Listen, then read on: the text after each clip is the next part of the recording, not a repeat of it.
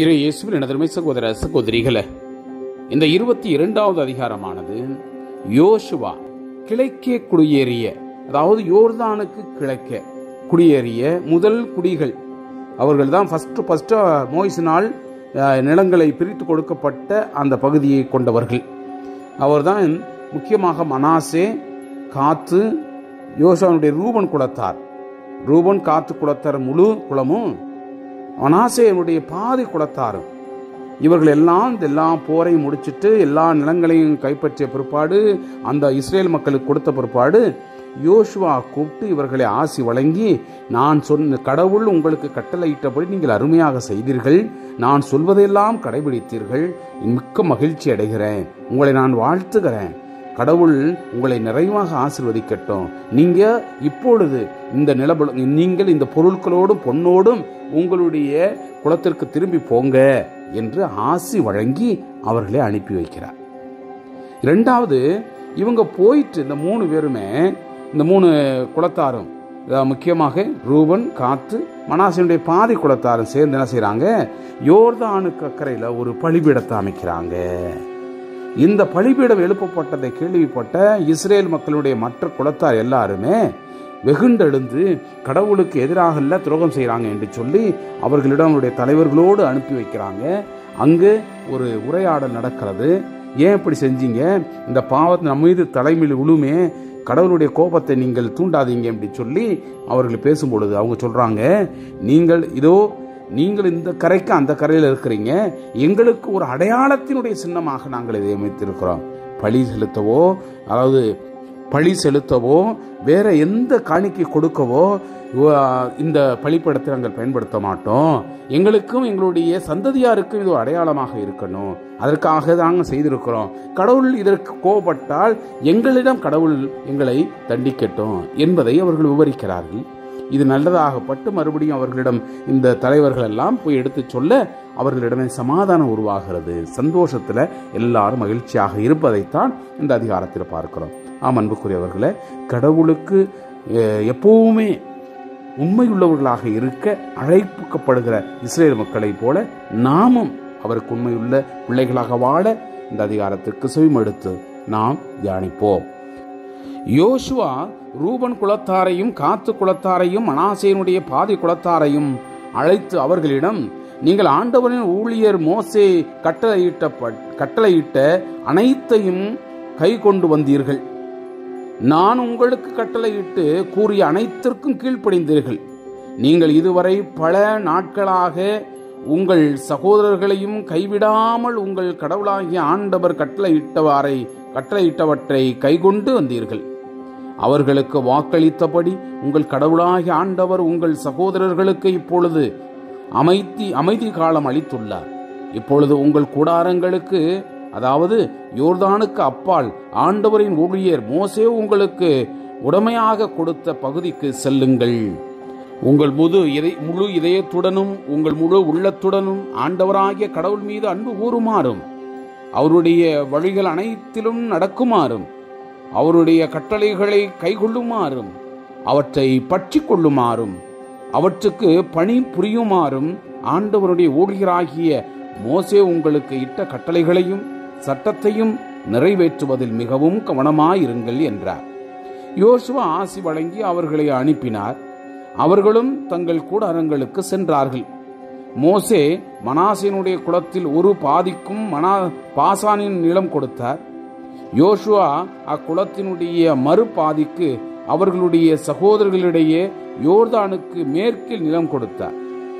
யோசுவா அவர்களை அவர்களுடைய கூடாரங்களுக்கு அனுப்பிய பொழுது அவர்களுக்கு ஆசி வழங்கி, மிகுந்த செல்வத்துடனும் உங்கள் கூடாரங்களுக்கு திரும்பிச் செல்லுங்கள், உங்கள் எதிரிகளிடமிருந்து கொள்ளை கொண்ட மிகுதியான கால்நடைகள், வெள்ளி, பொன், வெண்கலம், இரும்பு, மிகுதியான ஆடைகள் ஆகியவற்றை உங்கள் சகோதரர்களுடன் பகிர்ந்து கொள்ளுங்கள் என்று அவர்களிடமும் கூறினார்.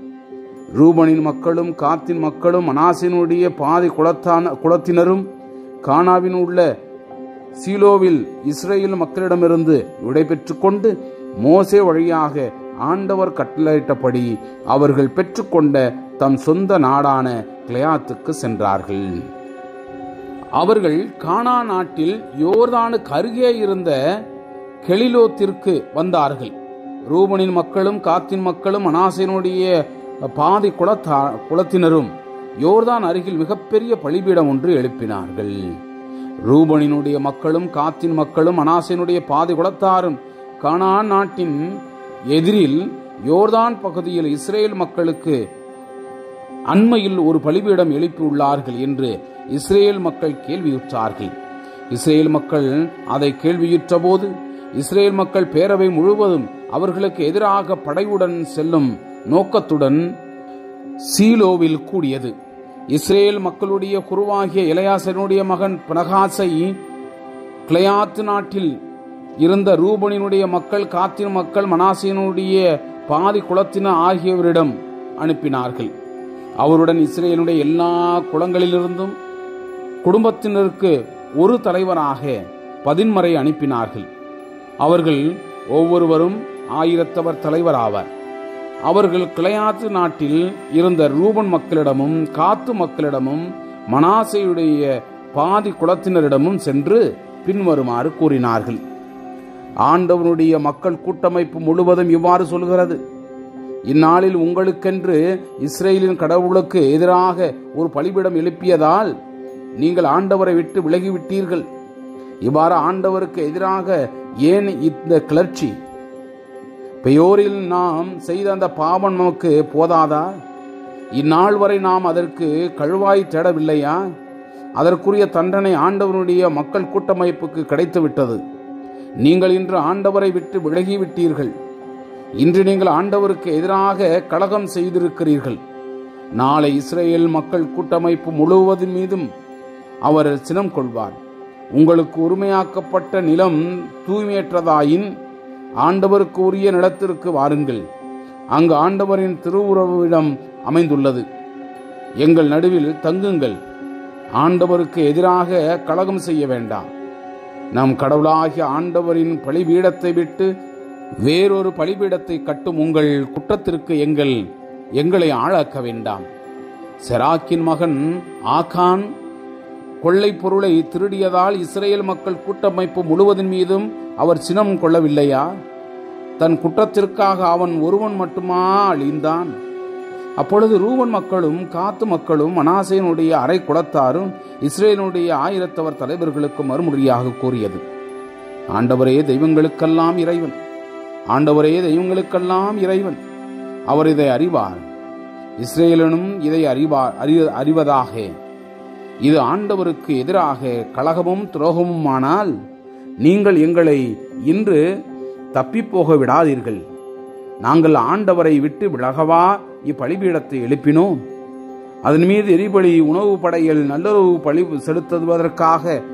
செலுத்துவதாக இருந்தால் ஆண்டவர் தாமே எங்களுக்கு தீர்ப்பு வழங்கட்டும். எங்களுக்கு ஏற்பட்ட ஒரு அச்சத்தினால் இவ்வாறு செய்தோம். பிற்காலத்தில் உங்கள் மக்கள் எங்கள் மக்களிடம் உங்களுக்கும் இஸ்ரேலுடைய கடவுளாகிய ஆண்டவருக்கும் என்ன தொடர்பு? ரூபன் காத்து ஆகியனுடைய மக்களே, ஆண்டவர் எங்களுக்கும் உங்களுக்கும் இடையே யோர்தானை எல்லையாக வைத்தார். உங்களுக்கு ஆண்டவரிடத்தில் பங்கு இல்லை என்று சொல்லி ஆண்டவரை வழிபடுவதிலிருந்து எங்கள் மக்களை உங்கள் மக்கள் நிறுத்தக்கூடும். எனவே நமக்கென ஒரு பலிபீடம் எழுப்புவோம். இது எரிபலிக்கோ வேறு பலிக்கோ அன்று. மாறாக ஆண்டவர் திருமுன் எரிபலிகளையும் வேறு பலிகளையும் நல்லுறவு பலிகளையும் செலுத்தி அவரை நாம் வழிபடுகிறோம் என்பதற்கு இது நமக்கிடையிலும் நம் வழிமரபினிடையிலும் சான்றாக இருக்கும். அதனால் உங்கள் மக்கள் எதிர்காலத்தில் எங்கள் மக்களிடம் உங்களுக்கு ஆண்டவரிடத்தில் பங்கு இல்லை என்று சொல்ல மாட்டார்கள். அப்படி எதிர்காலத்தில் எங்களுக்கும் எங்கள் மரபினருக்கும் சொல்லப்பட்டால், நாங்கள் எங்கள் தந்தையர் செய்த அந்த பலிபீடத்தினுடைய படிவத்தை பாருங்கள், எலிபலியோ வேறு பலியோ செலுத்த அன்று. மாறாக எங்களுக்கும் உங்களுக்கும் இடையே சான்றாக இருந்திடவே என்று கூறுவோம். ஆண்டவருக்கு எதிராக கலகம் செய்வதோ ஆண்டவரை விட்டு விலகுவதோ எரிபலி உணவு படையில் வேறு பலிகள் ஆகியவற்றுக்காக பலிபீடம் எழுப்புவதோ எங்களிடத்தில் அறவே நிகழாதிருப்பதாக. நம் கடவுளாகிய ஆண்டவருக்கு அவரது திரு உறவிடத்தின் முன் இருக்கும் பலிபீடத்தை தவிர வேறொன்றும் வேண்டாம். ரூபன் மக்களும் காத்து மக்களும் மனாசே மக்களும் கூறியதை குரு பினகாசும் அவருடன் இருந்த இஸ்ரேல் மக்கள் கூட்டமைப்பின் தலைவர்களுமான 1000 தலைவர்களும் கேட்டார்கள். அவர்களுக்கு அது நலமெனப்பட்டது. எலெயாசாரினுடைய மகனும் குருவுமான பினகாசு ரூபன் மக்களிடமும் காத்து மக்களிடமும் மனாசே மக்களிடமும், ஆண்டவர் நம் நடுவில் உள்ளார் என்று இன்று நாங்கள் அறிந்து கொண்டோம். ஆண்டவருக்கு எதிராக நீங்கள் இந்த துரோகத்தை செய்யாதிருந்தால் ஆண்டவனுடைய கையிலிருந்து இஸ்ரேல் மக்களை நீங்கள் காப்பாற்றினீர்கள் என்று கூறினார். எலெயாசாரினுடைய மகனும் குருவுமான பினகாசும் தலைவர்களும் ரூபன் மக்களிடமிருந்தும் காத்து மக்களிடமிருந்தும் விடை பெற்றுக் கொண்டு கிளையாது நாட்டிலிருந்து கானான் நாட்டுக்கு இஸ்ரேல் மக்களிடம் திரும்பி வந்து நடந்தவற்றை அவர்களுக்கு தெரிவித்தார்கள். அது இஸ்ரேல் மக்களுக்கு மகிழ்ச்சி அளித்தது. அவர்கள் கடவுளை வாழ்த்தினார்கள். அவர்கள் ரூபன் மக்களும் காத்து மக்களும் வாழும் நாட்டின் மீதும் போரிட செல்வது பற்றியோ அதை அழிப்பது பற்றியோ மேற்கொண்டு பேசவில்லை. ரூபன் மக்களும் காத்து மக்களும் ஆண்டவரே கடவுள் என்பதற்கு நம் அனைவருக்கும் இப்பலிபீடமே சான்று என்று சொல்லி அதற்கு கிளையாது என்று பெயரிட்டார்கள். Praise the Lord. இயேசுவுக்கே புகழ். மரியே வாழ்க.